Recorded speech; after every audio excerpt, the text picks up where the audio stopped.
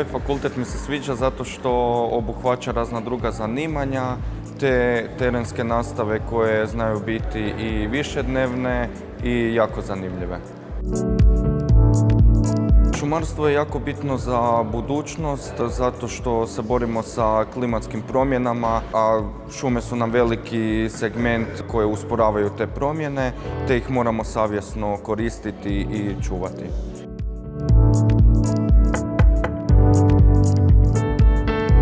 Najdraže iskustvo do sada na fakultetu je dvodnevna terenska nastava na nastavno-pokusnom šumskom objektu Velika, gdje smo bili bez signala i svi smo se lijepo družili, bilo je zanimljivo. Profesori su nam pristupačni, susretljivi i uvijek se može pitati za koji savjet.